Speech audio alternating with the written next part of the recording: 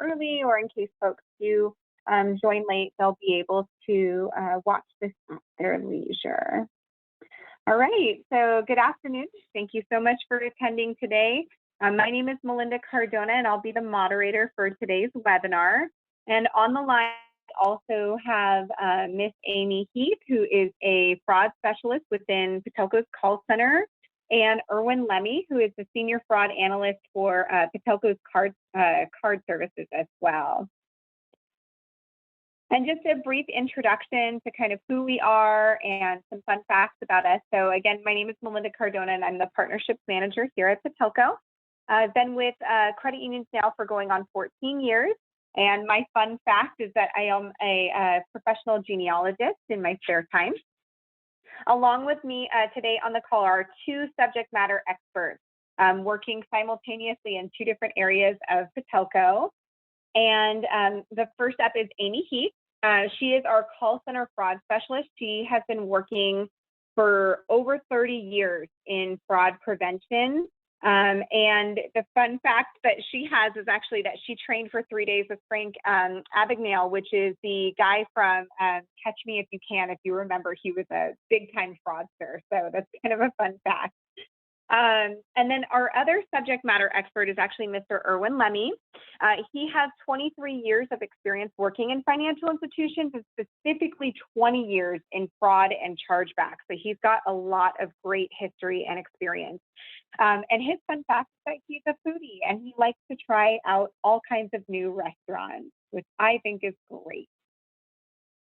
All right, so moving right along, just jumping into our agenda today. We're going to be going over all things fraud, online shopping, just giving you some really great tips on safety and precautions, and then also some insight on if you've experienced fraud, which most of us will experience in our lifetime at some point, what to do.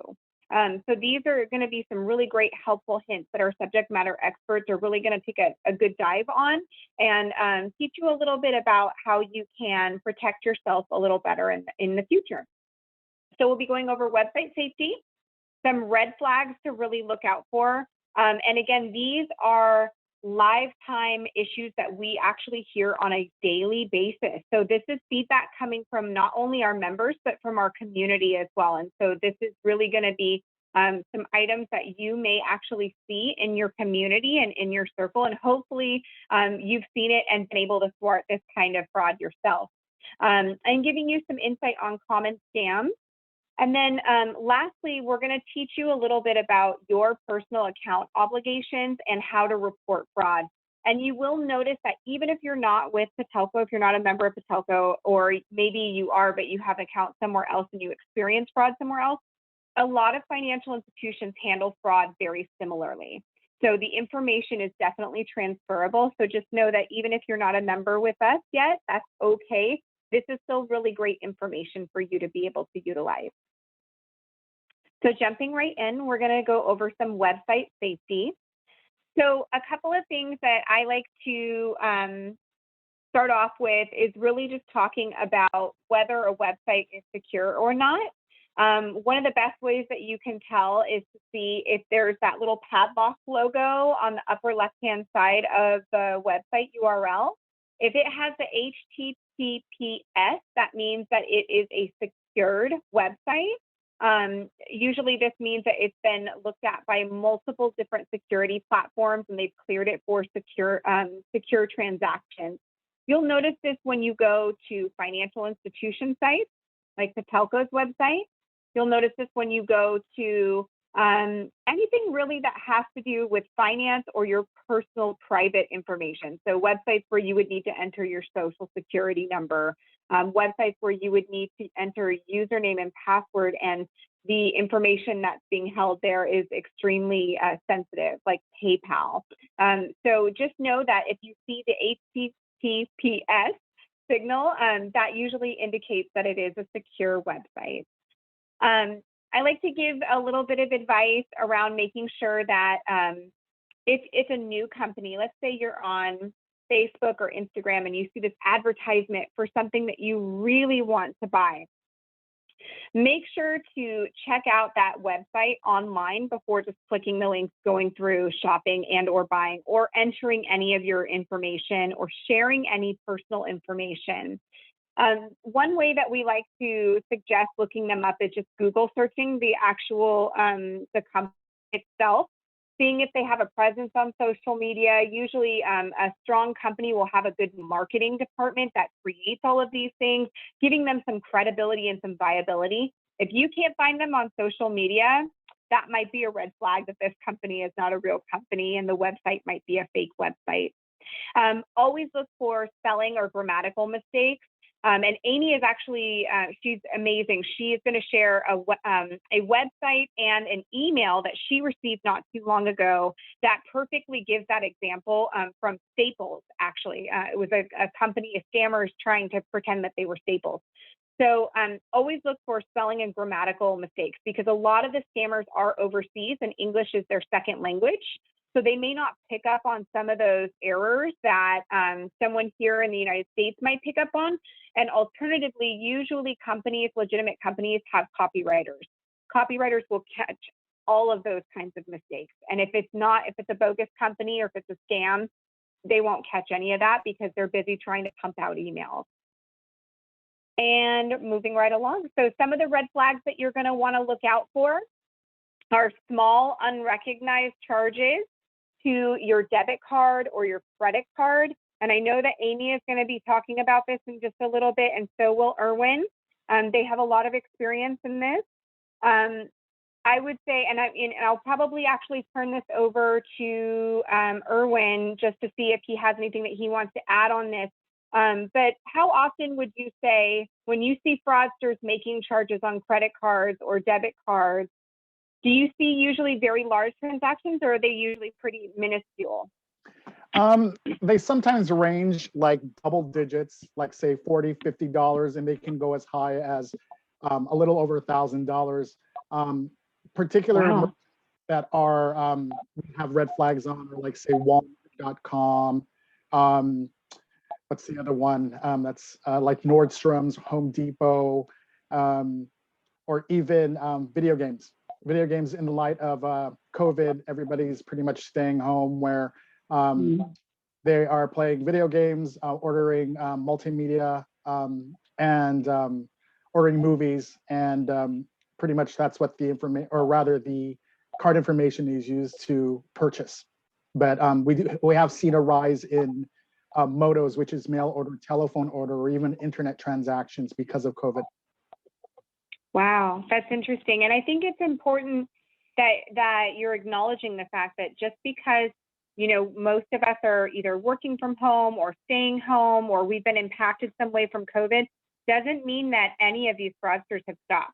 If anything, correct, I think that's probably doubled down and tripled down in their efforts to make money. I wanted to share that according to the FBI, their IC3 report, which is the Internet Crime Complaint Center report, for 2020, they said that United States citizens have, there was a loss of over 7 billion because of this. Wow. Yeah. I'll just throw in there that the FTC had put out some statistics about all the fraud that went on for 2020. It was reported, consumer fraud reported $3.3 billion worth of fraudulent transactions. And then that went way up from 2019, when only 1.8 billion had actually been reported. Identity theft is the same, in the fact that they received 1.4 million cases in 2020, and yes, that's up from 651,000 from 2019. All of this was because of COVID, and the fact that consumers were losing their jobs, they were being laid off, so they were prime targets. They were eager to try to get a new job and so forth. And that's when the scammers really started hitting. So this is a great chance to learn everything that you need to know on how to protect yourself and Agreed. Your financial well-being. Yeah, and I think that one thing that I picked up on that you both were mentioning is that those are the acts that were reported. So there's a lot of fraud that goes on that people say to themselves, you know what? It's just $1.99. I'm not going to close down my credit card and open a new one, you know, because it's just too much work for $1.99. But that's just usually a trial, a fish to see if they can use the credit card, right? And a lot of it, yeah, and a lot of it will go unreported because people are embarrassed that they fell for the scam. Or, you know, they have a fear because some of the scammers can be very threatening and they will throw your address out there and Right. scare you because they don't want you to report it. A lot of another thing I wanted to add as well is that when it comes to compromised card information, usually the unknown fraud, or rather the fraudsters, don't necessarily act on committing the crime immediately. Usually it's anywhere between 3 weeks to 6 months. What they do, like you said, regarding like trial, testing the card, what they do is they test it later and determine, and they test it for like 1 cent or even $1, like anything that has to do with the trial period, just to see if the card is still active. And like Amy said, is sometimes they don't report it, or they think it's such a minuscule amount that it's not necessarily something you have to report because it didn't settle. But in actuality, your card is in fact compromised. And how often do you guys see, and I know, for example, myself, when I'm recollecting my account and I'm going through every single transaction of my credit card and through my debit card, I'm an Amazon person, so I purchase a lot of stuff online. And there are times when I see, you know, 30 different charges from Amazon and I just go, yeah, it sounds about right, and I move on. But the reality is that one of those Amazon charges may look a little different from the other. Maybe the merchant is slightly different, or is there something slightly off about it? And I think that those are times when you really need to kind of go item by item and go, okay, did I really purchase that? Or is this a complete, you know, false or fake purchase that I didn't actually make on my Amazon? I would say as a doing chargebacks is that as a consumer, that if you're unsure about it, go ahead and dispute it. Because what will happen is if it's something where it's invalid, the merchant will accept it. But if it's something where they question it, they will always send out a merchant rebuttal to the cardholder to verify. Okay. And one more thing that I do want to add also before I move on, if anybody on the call does have any questions and you don't want to ask them publicly in front of everyone because maybe they're sensitive or it's a private situation, you can send in the chat a direct message to me, Melinda Cardona, the host of the meeting, and I will read your question out loud, but keep your anonymity so that you can still get your question asked, because I do recognize the fact that some of this stuff can be a little bit sensitive, and some people may have even suffered from identity theft or fraud in the past. And so definitely make sure that you can definitely send your questions over to me and I will read them out loud, but keep them quiet. So another common fraud scam that's been kind of happening, I haven't really seen too much about it recently, but in the onset of the pandemic, it was pretty large, was the unexpected Amazon gift card. This was a really great way for scammers to come in and go, hey, so-and-so gave you a gift card, and they steal that information from your social media or maybe from an organizational chart somewhere else. And they'll pretend as if someone is in your circle is giving you an Amazon gift card, and you may say, oh, that's so great. Amy and Erwin sent me a gift card. Yeah, I'm going to click here to accept it and add it to my Amazon profile. Oh, I got to log in first. Here, let me put in my user and my password. And that's how they really get you. So you'll notice that on, it's not on here. Well, I think it might be on a future slide, but you'll notice that it'll show you that the website may not actually be Amazon or PayPal, for example, but rather a phishing site where they're gathering your information, your user and password, and then utilizing that information to then hack into your account and make purchases not on your behalf. What I All wanted right, to add so- regarding that is that typically the malware that's released, when you click that link, it's called man in the middle. What it does is once you click that link, malware is applied to your C drive, or rather your PC, and it records every keystroke. Wow. Well, that's important to know, because if you're going from site to site, Correct. it would track that, so I think that's really important to notate that. So again, the recent scams that are kind of coming up, and I know that Amy, you definitely have a lot that you want to say on this, because I know that you're getting calls every day about things like this.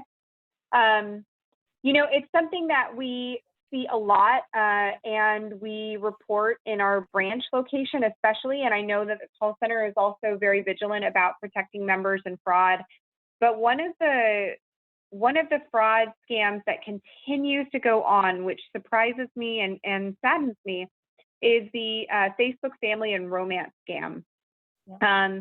You'll see people reach out and they'll go, hey, I'm your second or third cousin, and I really need help. We're burying your great aunt Agnes, and can you chip in a little bit for her funeral? And here's the GoFundMe, or here's the information, and you can send payment directly to here if you want to contribute. And oh, don't you remember her? And they really can give you the sob story. Same with the romance scam. We see sometimes they call it a sweetheart scam. We do see that very often, actually, and we try to really let our members know that unless you really know someone, it may not be the wisest idea to send, money, especially overseas, if you've never met this person before. And again, the Amazon gift card scam. So that's something that I mentioned earlier. And maybe Amy, you want to add a little bit onto this? Yeah, so I'm not sure that a lot of consumers know how many different types of fraud there are out there, and it would be shocking. I mean, just to name a few, there's employment scams, loan scams, award scams, scholarship scams, lotto scams, charity scams, romance, reimbursement, Facebook, EDD, credit repair, IRS, LinkedIn, warranty, Social Security Administration, immigration. I mean, it goes on, and it's sad when members fall victim to these scams, because they get embarrassed, or maybe they don't believe you because they believe the scammer so much.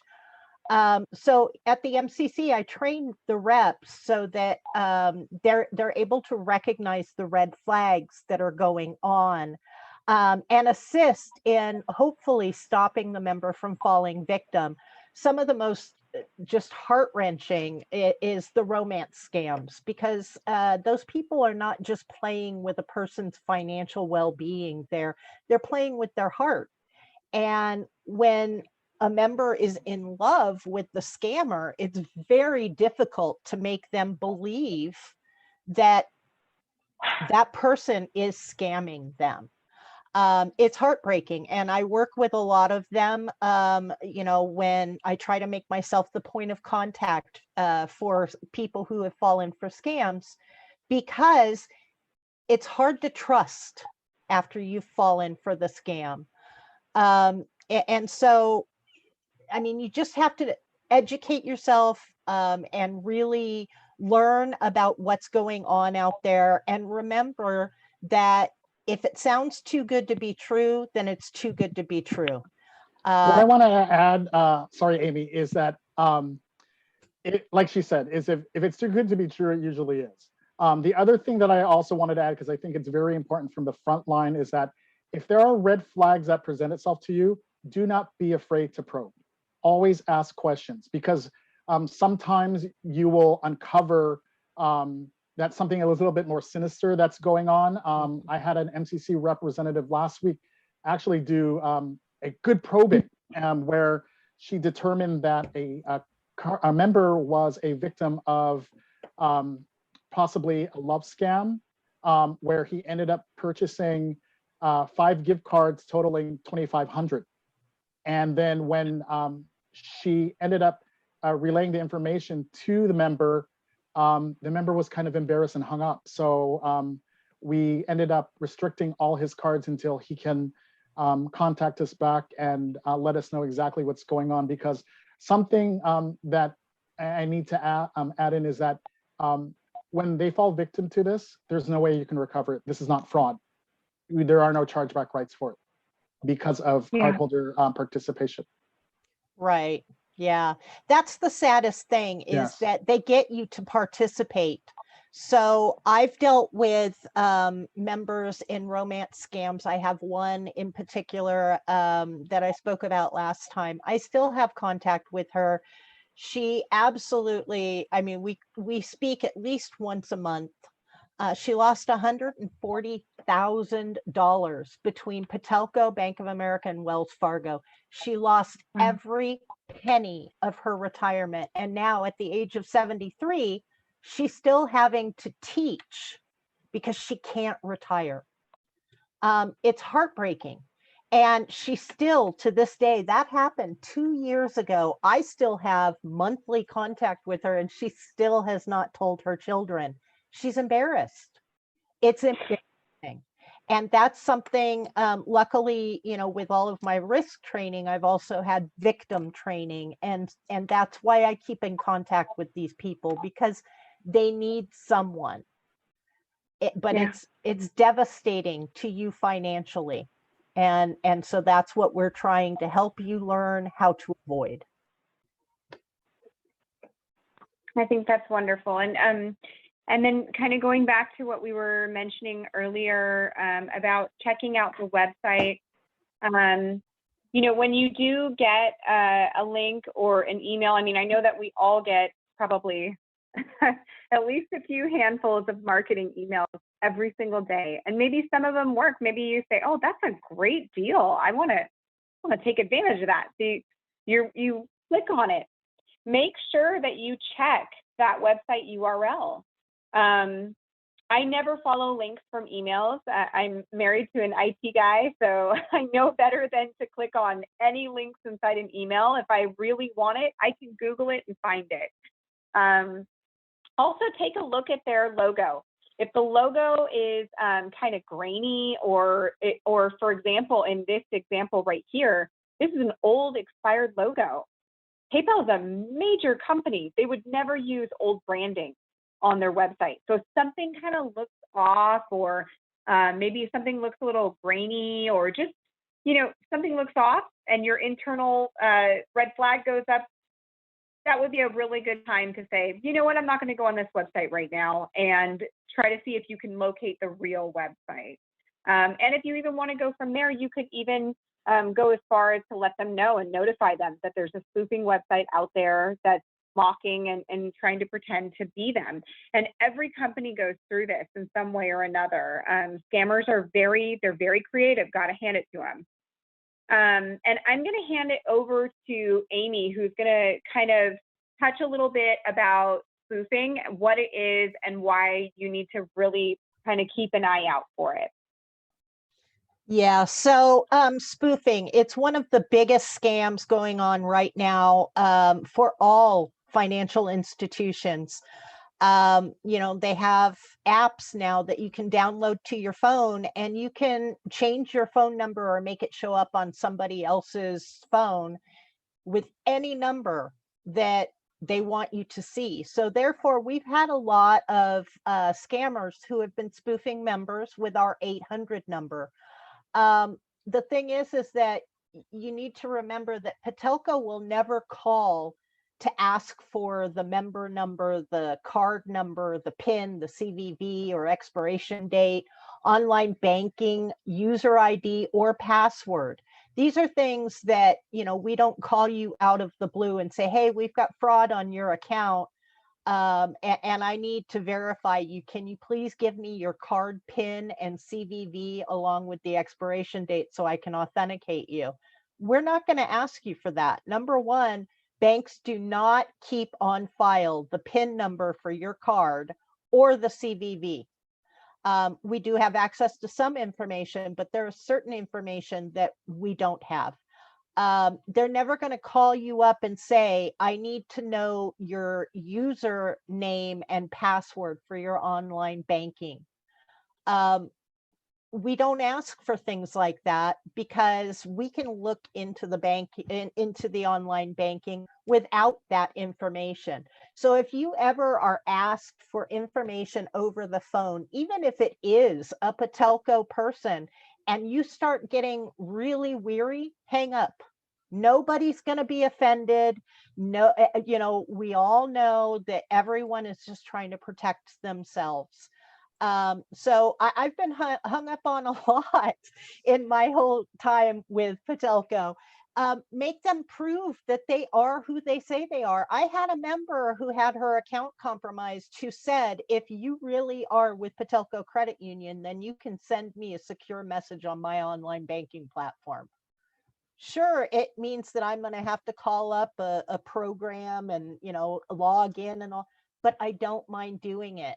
Make the person prove who they say they are, because if they start coming up with excuses, oh, we can't do that, or unfortunately that system is down right now, hang up. Call your financial institution and say, I just got a call from someone claiming to be you. I want to know, was it you or was I being scammed? All of the reps are fine with being hung up on. We don't take it personally. You don't have to think that, oh, I was rude. You need to protect yourself. And to do so, sometimes you got to hang up on people. I was wanted to add as well is that as a general rule that if any spoofer or pretends to be a company and they're trying to scam you and they're asking for information, just remember that if they say, for example, they're calling to pretend that they're the IRS and they're asking for your information, they should already have it. And I agree with Amy, is once you get those calls, go ahead and hang up and then contact the company or the agency right away. Yeah, I mean, there's so many scams out there. One of the big ones that's going around right now is Amazon is going to give you a reimbursement. But to do so, they need access to your online banking. Why would Amazon need access to your online banking? So when you're listening to the person, you need to just think to yourself, does this make sense? If it doesn't make sense, hang up and call Amazon, because people are allowing another person to remote access into their computer or sign into their online banking platform. And then they're moving money around and making it look like, they gave you too big of a refund or something. And then they're going to ask you to send it back or go buy a gift card and give me the number off of the back. Once you've done that, that money's gone. And we will definitely try to dispute anything that you call us and ask us to dispute. But there are some things that unfortunately we just can't do according to laws and regulations. When you participate, your money's gone. The fraudster is always going to be there lying in wait, waiting for the funds to be deposited into the beneficiary account. Once it hits, it's gone. Yeah. So I wanted to share an amazing example, and thank you, Amy, for providing this. So you'll notice up here in the corner, and I'm going to circle it just so you guys can see it here. You'll notice up here in the corner that Amy received an email from Staples. And, many workplace environments use Staples or Office Depot. So this is a great route. And it says, just to let you know, thanks, your order's processing. If you need to see the invoice, you can go ahead and you can click here so that you can see it. And I mean, it looks legitimate. It looks very legitimate, especially the no reply, right? That's usually indicative of a real email. However, Amy knew better. So Amy, you want to walk us through what you did to find out that this was not a real email? Yeah, so what I was always told and what I tell everyone when it comes to fraud, your very best friend is Google. So what I did was I went to Google and I Googled, is no reply at Cyber Sale a true Staples email address? And when I did that, the first thing that came up was warning, fake order confirmation phishing email from, and all of the rest of the Google responses were about fraud. That tells me right there, it's going to be fraud. Of course, my first notice was that why doesn't the email have Staples in it? No reply at staples.com. Also, .nets are very often scams and fraud.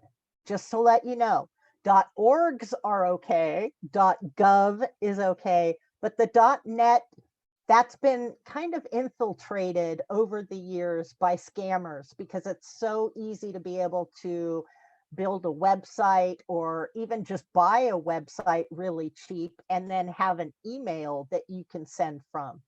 So when I received this, of course, I knew just by looking at it and looking at the address that it was definite fraud. But because I got it in time for this, I decided that I was going to use it because the best thing you can do is use email. I mean, Google. Go ahead and Google everything. I Google every day. And even when I'm working fraud reports, I Google stuff because it gives Piggyback all off of sorts of Amy, information. I was going to add as well is that Google is great, especially for phone numbers. Yes. You Yes. enter and it will give you, it will identify if it's been linked to a robocall or what type of scams or how many people have had that number, or if it's like say a web-based phone number. But Amy is absolutely correct. Google is your best friend. Absolutely. So, I mean, you don't have to worry. I know that banks have, all of their staff have all sorts of wondrous things that allow us to call things up and check things out. You don't need all of that, though. Just Google it. I'm telling you, we've got members who call in daily and they're like, I don't know what this is. I don't even know what store this is. I did make a purchase for this amount, but this isn't the store name. And when you Google it, it could come back with the store name that they were thinking it was. Correct. So that's your best friend. Google everything. You can put scam in front of it or behind it or reviews, anything like that. Anytime I see something on Facebook that I look at and go, wow, I really like that. That's so cute. First thing I do is go to Google and I type in the company name and reviews. And then that's going to tell everything. Also, you could also, like Amy said, add the words, operative words, scam, or even complaints, or Phishing. Phishing, anything with operative words, and typically will prompt articles of incidences of scams. It always does. Yes. Even lawsuits, believe it or not. Yeah. You can look up just about anything. Yeah. Yeah, and I think that this is all really great advice because unless you work in fraud or unless you've really been burned in the past before, which I hope no one on this call has, we don't often think about that. I know most companies send out the phishing emails, to try to see if you're going to fall for it. Internally, their IT team is trying to teach you a lesson the easy way instead of you finding out the hard way. However, most of us are just going about our daily lives and we inherently trust the things that come into our inbox or to our cell phone. So I think that these are all really great ways to kind of let folks know, what to look out for. So we're going to move on and into account obligations. So I like to talk about all of these because there is some onus that you as an individual need to take accountability and responsibility for. And we don't often talk about this, right? Because it's the ugly stuff. And we don't always want to sit there and say, oh, we have to really kind of take accountability. But, it's really important as individuals that we review our account. And again, this doesn't matter if you're with the telco. Wonderful. We're so happy to have you as a member. But if you're not, this still applies to you. you need to still review your account. You need to look over your statement. I know I don't personally review paper statements. It's just not my thing. Maybe it's a generational thing, but I sure do go in through my mobile app and I review transactions. I look every day, every other day, what's coming into or out of my account. And that's the other thing too, is that scammers don't always start by taking. They may put in a couple of trial deposits just to see what they can do and what they can get away with. So just know that reviewing your account will really save you a lot of time. If you see a fee, that's another way that scammers can scam. If you see and you go, I've never seen this fee before. Well, maybe your financial institution implemented a new fee, or it could be a scam, but you won't know unless you inquire and find out about that item. On almost every single financial institution that I've ever seen or heard of, there is such a thing as a transaction inquiry, which means if you're looking through your online banking and you go, fee for $1.99 for a statement, well, I don't remember asking for that. What is this? You could click on a transaction inquiry. Usually it's a question mark or it's a little spigot. There's usually some kind of button that you can click on to either get more information yourself or to send in a secured email through your online banking website to ask for more information or ask for research to be done on that transaction. That will, again, give you more insight and information on what that transaction truly is. A lot of time, the call center folks will be there to read your email and they'll go, oh, well, yeah, that is us. And this is a new fee, or this is a fee because of XYZ. Or they may say, you know, actually, this isn't us. This is an outside vendor. Here's the information. And if you think this is fraudulent, please let us know because we would love to fight this for you.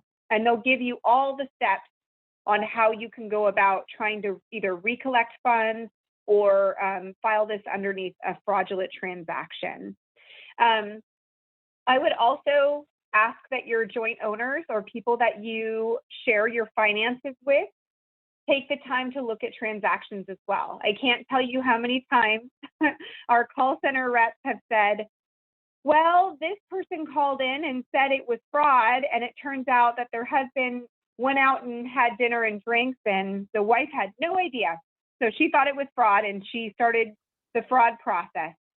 And I'm sure that Amy and Erwin, you've both seen that, where the joint owner and the primary owner don't necessarily communicate the best.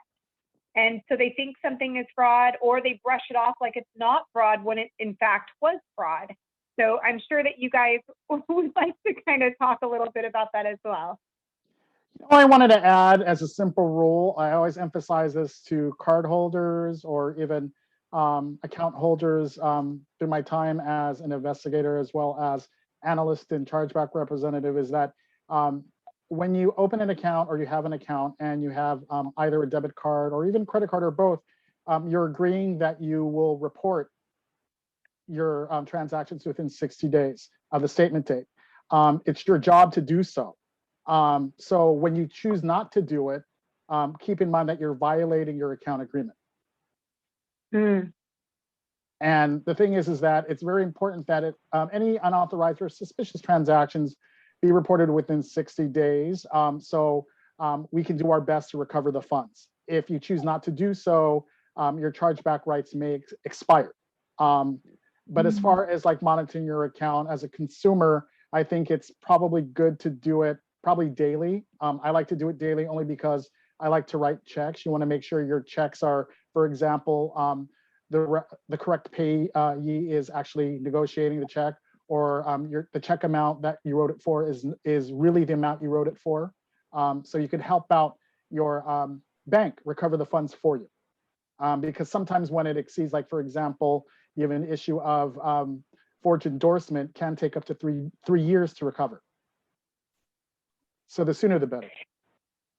And yeah, I know that, oh, go ahead. I'm sorry. I was just going to say that even if it's an account that you don't use, maybe it's a savings account that you you don't like to look at because then you know you have those funds, it's still important to review them at least once a month. Agreed. I too look at my account every single day, once in the morning and once before I go to bed. Um, but that's me. I understand a lot of people are like, oh, that's too bothersome.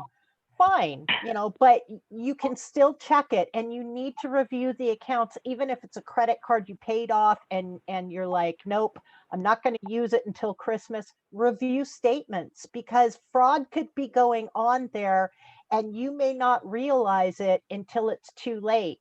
Correct. And while with debit cards, sometimes we can get, chargeback rights for, over 60 days, sometimes. With other types of transactions, 60 days, that's it. That's all Yep. you have. ACH, checks, account fraud, that's it. Once that time is up, unfortunately, it's your loss. I think it's because you and I have a fraud background and we see what goes on behind closed, from behind, and we're really critical that it doesn't happen to us. And check registers, unfortunately, for many people are a thing of the past. So Correct. Not balancing your checkbook, you should be checking your online banking. Yes. And there's also too, and I always like to give my personal examples, just like the both of you. There are times as well that purchases may be changed. So it's important to look at the amount as well. So I'll give you a couple of examples. Once we were on vacation in Hawaii, and we went and we ate at a restaurant. We had really poor service, so we did not leave a tip. The waiter felt obliged to add his own tip. And he added not just a small tip, he added a $25 tip to the check. And we noticed, because the amount that was charged on our card was significantly higher than what we remembered the bill to be. And so we asked for a copy of the receipt. And once we actually received the copy of the receipt, you could very clearly see that there were two different ink colors written on the receipt. One was in purple and the other was in black. And it was very obvious that someone, probably the waiter, had written in their own tip. And I'm sure Amy and Erwin, you probably see that more often than not. Yeah, I mean, we get a lot of members who call and say, I ate at this restaurant and I did spend $30 on the food, but this is for 35 and I left a cash tip. Or my man recently had a business lunch that he had given a cash tip, a nice, generous cash tip. He's a very good tipper. Yet the waiter or server ended up, even though he put a 0, the receipt, ended up putting a 1 and another 0 in front and gave himself a $100 tip along with the tip my man had already done. So it's important to look at all your transactions and make sure that they're right. Yes. I was going to add on that tangent that actually happened to me, but what I end up doing now going forward is that I always bring cash with me. And then on the merchant copy, I write in cash, or I scribble it out. Yeah, we do the in cash now too, or just cash. Yeah. In the tip area as well, ever since, because we used to do 0, but then this guy was like, because I was like, I didn't leave $100 tip at a buffet. You didn't serve me food. Yeah, and there are times too when a merchant may mistakenly run your card twice, right? We've all had that happen probably at least once in our life. It happens, it could be user error or it could be fraud. It's case by case basis. But if you're not checking your account and you're not looking carefully, you may not realize that there are two of the same transaction to just be one. Yeah, we just recently, in fact, this morning, I just assisted a member who had made a purchase on Amazon, and Amazon experienced a glitch at the time that she did the transaction. So her $1,100 purchase was charged to her account 3 times. Yikes. That's rent money right there. Yeah, you don't want that issue to happen. All right, well, moving right along, I want to talk a little bit about reporting fraud. And I know that you've both kind of touched on this already, but fraud does look different depending on how it comes through your account, and how you report that fraud and then mitigate or recollect some of the funds or all of the funds, hopefully, can look different. And so it's important to understand that fraud comes in many different forms. It's not just identity theft or just stealing your card number. It can come in many different forms. So we're coming up on about 15 minutes until we have to conclude. So I want to make sure that we give a little bit of time to Amy and Erwin to talk about this. So fraud can look many different ways. Again, if you're reviewing your account at bare minimum every 2 weeks to every week, it really gives you a chance to dispute it very quickly. And make sure that you inquire with your financial institution for the timeline for disputes, because every institution is very close for our dispute timeline, but there's always differences, right? We're not all the same. So first up, I want to talk about ACH fraud. ACH is an automatic clearinghouse. You may see this come through as like PayPal transactions. Sometimes things like Audible or Spotify may come through as an ACH, right? This means that it's not going through your debit card, but it's actually your routing number and your account number, and it's going through as almost like a mini wire transaction. When these types of fraudulent transactions come in, you're going to be speaking with Amy, and she's going to be the one to help you fix this item. And so, Amy, I want to hand it over to you so you can talk about what the steps might look like for folks who would have this type of fraud. Okay, so when you have ACH fraud on your account, that means that your whole account number is compromised. ACH comes through because you've put in the routing number and account number. So when you have an ACH fraud on your account, you're going to end up having to have an OANR, what is known to us, and it's an online account number reassignment. We have to change the account number because, we have to make sure that your account is no longer compromised. And that's the most effective way of stopping. Now, this isn't for like, oh, I was doing business with Hulu, but I don't want to anymore and they won't stop charging me or whatever. I mean, we don't want to just give out new account numbers. This is for basically fraud. So you need to be aware of who you're giving your account information to. There are many ways that you can keep yourself safe that, people don't even think about. Online or over the phone, don't just trust that the person is who they say they are. I've had people actually approach me back in a few years ago when I actually had an Instagram. I had somebody, constantly messaging me who was supposed to be this big star. And he was hitting on me, but I knew it wasn't him. It was just fun kind of playing around. But a lot of people will believe. I can't tell you how many times I've heard, especially young people say, well, but that person's my friend. I've known them for 6 years. And when I ask, oh, do you know the person in real life? Well, no, they're on Instagram, but I've known them for 6 years. That person can pretend to be whoever they want to be. And they can fool you for as long as they want to, or catfish you for as long as they want to, until they get everything that they want from you. Never share your online banking credentials. I don't care if he's the love of your life.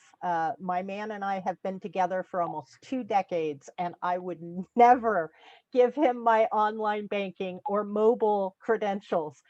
I just wouldn't do. I'm sure he would offer it up to me. I don't want it, but I would never do it. I love him, trust him, but I don't want him in my account. So no matter how much you love the person, if they're not on your account and also jointly responsible for the activity on that account, don't share anything about your account.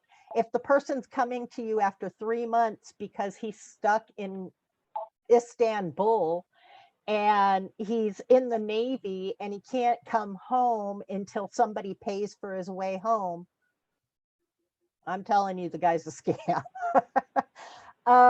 Other things would be online banking. A lot of people are very concerned about opening an online banking for their account because they're scared of all of these takeovers and hacking. Number one, let me just say that hacking an account takes a lot of time. And if somebody's really going to hack the account, they want somebody who's got money in that account. They're not going to hack Amy Heath, who has a couple of $100 in her account, because it takes too long. Most scammers can convince you to give them your credentials, and that's basically how they get in. So online banking can be a great defense. You can set up alerts for when people log into your online banking or make changes, or certain dollar amounts go out of your account or come into your account. I get alerts all day long about different transactions on my account. I like it that way. I know that my man doesn't do that. He sets the alerts, but he sets them high because he doesn't want the daily alerts. That's fine too.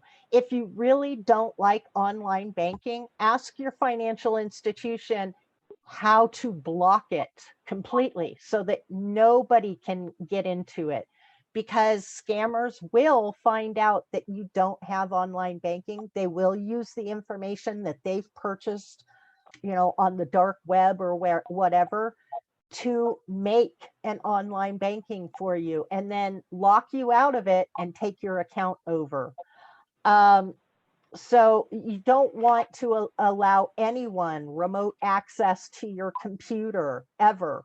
If your computer suddenly has a pop-up saying that you have a virus, don't click that link. If you have your protection on there, McAfee and all of that, you can check it out yourself and find out if something's wrong, or simply turn off your computer and take it to a professional. Can I add something, Amy? Yeah. Sorry to interrupt. What I was going to add too, if you choose to install online banking to either your computer or even your smartphone, run a diagnostic, like Amy said, run your security software prior to, because if you're installing the software onto your device and it's already infected, you may get compromised immediately. Right. And one other question that has come through, actually, I want to make sure that I ask this before we move on. For example, the individual says, I have funds debited from my account through an ACH for, say, a mortgage payment. But then recently I noticed that I no longer see the name of the initial institution as the recipient. So is this a cause for alarm? Should I be worried that my account has been compromised? I know that sometimes mortgage servicers will switch, they'll buy out different servicing agencies. So I don't know if maybe that's the reason why the ACH has changed. But to me, that would be a little alarming. Amy, do you have any advice on that one? Yeah, I would probably call my financial institution and just ensure that it's still going to where it's supposed to go. And if they say it's a different name or something, then maybe contact the mortgage company and find out if they went through some change. I know that banks are always updating things. We just recently went through an update with our external transfers because the way that they were coming in was confusing, because it just was talking about deposit and everybody was like, what is this? Now it says external deposit and it'll mention the bank that it's coming from. So it could just be an update and nothing to worry about, but it would be something that I would check on. Yeah, just to clarify. Right. Thank you. Okay, so the next type of fraud that I want to make sure that I cover is debit and credit card fraud. And it's important to understand that there are two different types of fraud when it comes to your debit card, and it depends on how the fraud was processed. So and you've probably know this, when you use your debit card inside stores, they may ask you credit or debit. Really, it's how the back end side of things is processed. If you say debit, that means you're entering your PIN number. If you say credit, it's processing through the merchant provider on your card. So Visa, MasterCard, Amex, Discover, things like that. So I'm going to hand it over to Erwin to talk a little bit about the debit and credit card fraud and what all those requirements might look like if you do have fraud on your account and what you need to do to then recollect that account. Okay, so debit card could be anything that debit is basically it's linked to a DDA or rather a checking account, whereas credit is, of course, a loan. So POS is point of sale, which requires the chip card being used. It's actually used at a chip card terminal where the debit card requires a PIN code, whereas the credit doesn't necessarily require a PIN code, really depends on the terminal. Now, in the event that you do see unauthorized transactions or suspicious transactions, please report these within 60 days from the statement date. It can take anywhere between 45 days to 90 days to fully resolve whatever comes first. Sometimes it does. Claims do, in fact, become recovered or rather become final even before 45 days. If it's a transaction where, like, say, for example, cardholder said they didn't do it, but we always verify the data. If it will show whether it's a chip card transaction or if it's a 90 entry mode and O2 entry mode showing the card was swiped, but it shows that terminal that was used is not chip compliant, then we do have chargeback rights. If it's a MODO, like, say, for example, mail order, telephone order, or even internet transaction, we do have chargeback rights. However, if it's something where it's the transaction is a secure code or requires not only your CVV code, which is the 3-digit number on the back of the card, which you should only have, in addition to additional information that is provided by the association, we don't have chargeback rights, but we do, as required by both Visa and MasterCard, is to do an extensive investigation prior to making a decision. Wonderful. Thank you very much for that. You're welcome.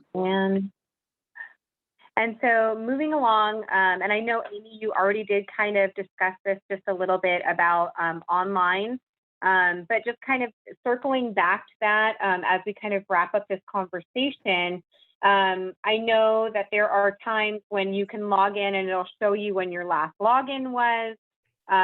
If there's some unrecognized logins, I feel like that's a pretty big red flag. And even bill payments, right? So as you were mentioning before, if you shared your username or password, your account could be compromised very easily. And someone can very easily go in there and set up a bill payment to themselves or pay off their own bills. And so things like that do happen. And so I want to make sure that I give you a little bit of time to talk about online fraud and how that is a little bit of a different path that you have to take to deal with that kind of fraud. Yeah, with online banking, it can be compromised. Like we've already touched on, you don't want to click links. Type into the address bar what it is that you want to do, where you want to go. We also semi-recently, it was last year, had there was a fake Patelco credit union website, but it was a .net. And somehow they had made it, because of some of our members clicking on a link that they shouldn't have, when they would go to their bookmarks and pick patelco.org, it was automatically starting to take them to the org and then took them to the net, and they were trying to log in.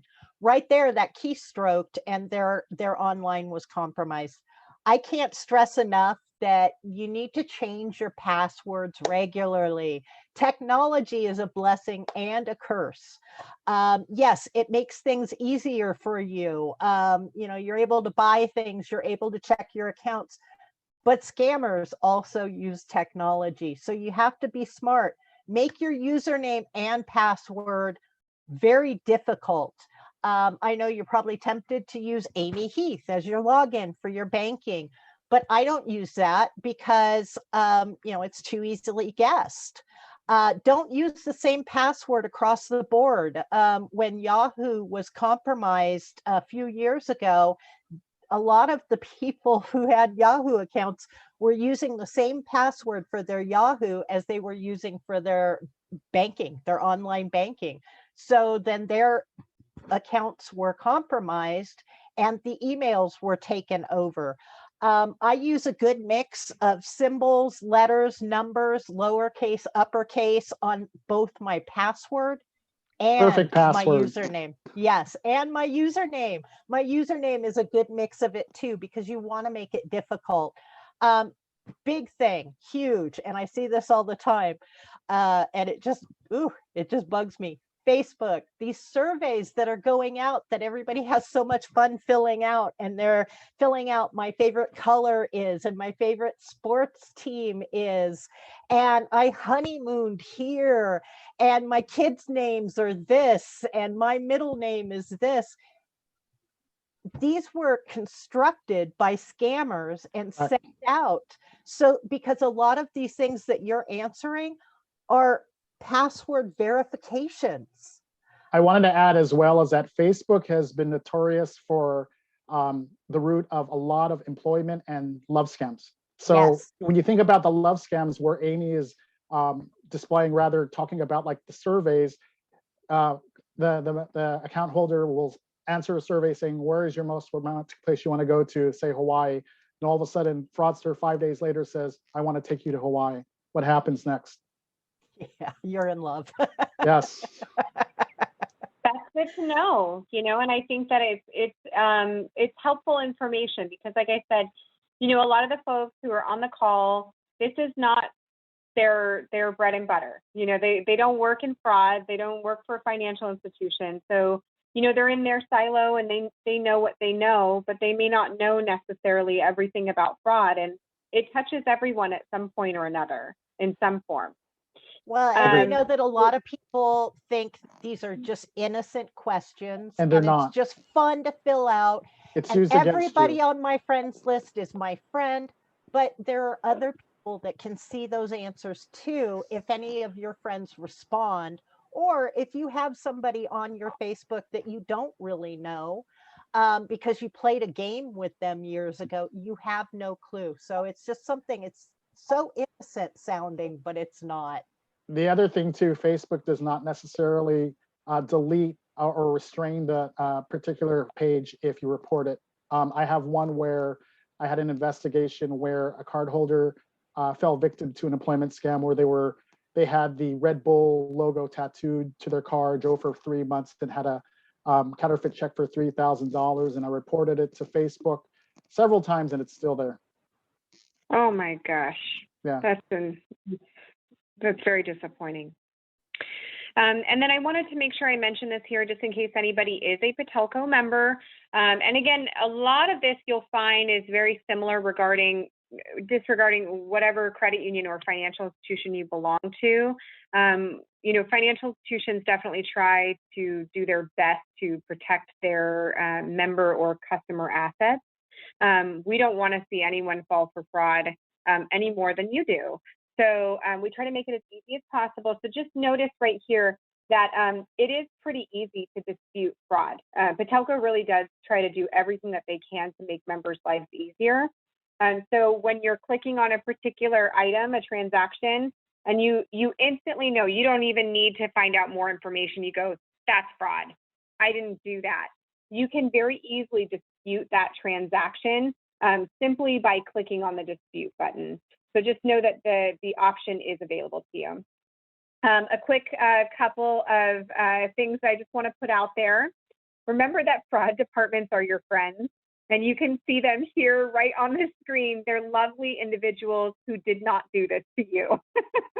So don't beat them up. And remember that this is not anyone's fault. It's not even your own fault. If fraud happens to you, it happens. It happens more often than it doesn't happen.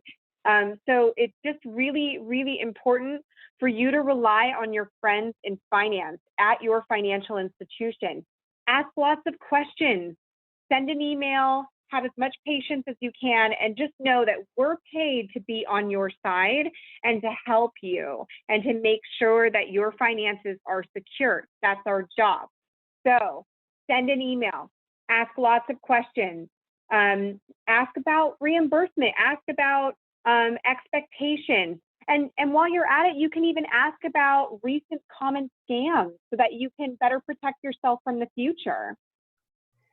Can I also just say real quick, Melinda, that if your claim is denied, please understand it's not your bank or your financial institution that is denying that claim. There are regulations and laws that we have to follow, that the merchants have to follow. So it's not that we just said, nah, I don't want to pay that. Okay. We're fighting for you and we do our very best. Erwin does his very best trying to get funds back for our members.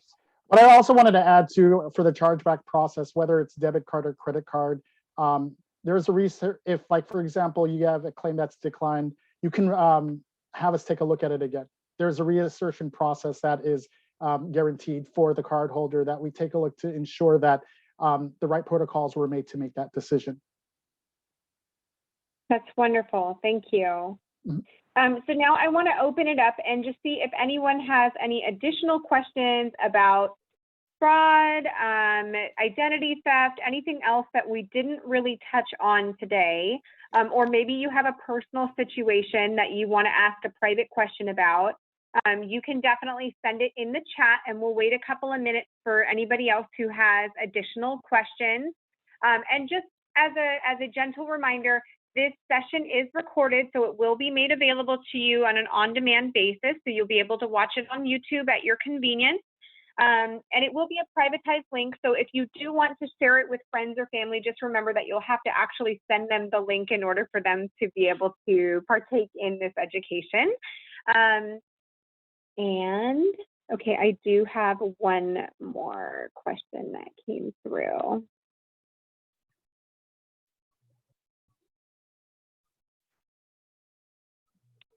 Okay, so the question is, if my card has been compromised because someone made a charge on it, do I need to shut down the card and get a new card, or can you just deal with that particular fraudster? To answer that question, your card is compromised. The card has to be shut down and completely replaced because the card could be used anywhere if you have it still open. Yeah, and I know that that can probably be pretty frustrating for people who have bills and things like that set up, but at the same time, I think it would be more frustrating to continually deal with fraud than to not. Kind of a different tangent I wanted to add because I noticed that it wasn't covered regarding identity fraud, because identity fraud is such a huge thing right now. It's important to know what to do after it happens to you, or if somebody else, your friends or family. One, file a police report right away. Two, report it to the Federal Trade Commission. Three, report it to the 3 credit bureaus, TransUnion, Equifax, and Experian. But if you don't have the time, usually TransUnion does let the other 2 agencies know. But what they're going to end up doing is they put what is called a security alert on your credit bureau. So if somebody attempts to apply for a loan or even a credit card, they contact you first prior to doing a credit inquiry. And the one thing that a lot of people forget, you need to file with ChexSystems. Yes, that's ChexSystems.com.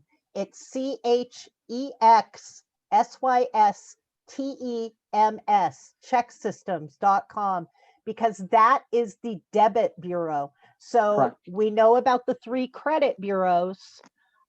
This is the debit bureau. Anytime you're opening an account, a DDA type account, which is a demand deposit account, checking, savings, or money market, you will be run through ChexSystems. And you know, you can block all of your credit and everything. A friend of mine did that. She did everything she thought she was supposed to do, and the person opened accounts in her name and committed fraud. And so she was having to deal with that. I would say, as a victim of identity theft twice in my life, you can come back from identity theft. Yes, you can. but fraud or being scammed, it's devastating. That's great. That's great information to share. And the last question that we have, let me pull up the chat again one more time. Sorry, it was actually about freezing your credit report. And I know from experience that a lot of times you can freeze your credit report for free. And what costs money is when you need to temporarily unfreeze your credit report. There's usually some kind of fee, wavering between $5 per occurrence all the way up to, I think the most expensive I believe that I've seen is $35 to unfreeze your credit. And so the trade-off is this worth it or is it not worth it? And in my personal opinion, my humble opinion, I think that it is worth it, because most likely you're not out going and applying for credit every single month to where it would financially go against you to pay that upwards of $35 fee, especially if it saves you time on the back end from having to negotiate fraud off of your credit report and things like that. To me, I definitely think it's worth it to do that, especially because if you're going to apply for anything with your credit, it's usually a planned purchase. So it gives you time to call the credit agency and say, hey, can you unlock my credit? I don't care what the fee is. I'm getting a mortgage or I'm getting a car, or, something along those lines. And it also may prevent you from opening up credit cards that you don't necessarily need if you're feeling pressured by Target or or Nordstrom or something like that. But I'd like to give that over to both Amy and Erwin to give their 2 cents on that as well. Yeah, I'm just going to say, I'm going to kind of throw something out there because I am one, but Patelco has certified financial counselors. We went through classes and learned how to do this. We can assist you in repairing credit, in paying down debt, all of that. I suggest that everyone take the opportunity to sign up for it, because if nothing else, you can just kind of learn some really valuable information. Also, Experian does have, I'm not sure about TransUnion and Equifax, but I know Experian has it where you can turn your credit report off and turn it on with the app. I personally have that, even though I have a credit freeze on my account because of previous history of identity theft. So, I always would say, yes, freeze your credit if you've been a victim. If you know you're going to be applying for a loan, it's worth it to take it off for that short time, but then have it replaced if you can. I was going to mention, I agree 1,000,000% with Amy's comments. The other thing I want to add too is that if you were a victim of, like, say, for example, a data breach from, like, say, a big corporation or even a small corporation, take advantage of credit monitoring that they offer. And if any of your credit cards have it, I have the Discover card, so I get a monthly report on if any of my information is on the dark web. I also get reports on if any accounts were attempted to be opened, whether they're debit or credit accounts. If any of your credit cards have that for free, because for Discover it's free, take advantage, because you want to do that. Sign up at Experian to be able to monitor your credit. They have a site that you can sign up for free that doesn't charge you. It doesn't give you all the bells and whistles, but you can at least check and see what's on your credit report and everything. It's your responsibility to keep up on this. And if you don't do it, the scammers will. That's very true. Well, with that, I don't think we have any further questions that are coming in through the chat, but I just want to take the time and opportunity to say thank you for everyone for joining the call today, and thank you to everyone who watched us on demand as well. And just know that if you have any additional questions and you want to get a hold of either Amy or Erwin or myself or the rest of the team here at Patelco, you can absolutely reach out at any time. You can either email me directly, mcardona@patelco.org, and we can forward on your emails to anyone that you wish to get in contact with, or you can email us at join@patelco.org to learn more information about Patelco products and services. And with that, I wish everyone a wonderful rest of your day, and we look forward to serving you soon. Have a good weekend, everybody. Thank you for coming. Thank you.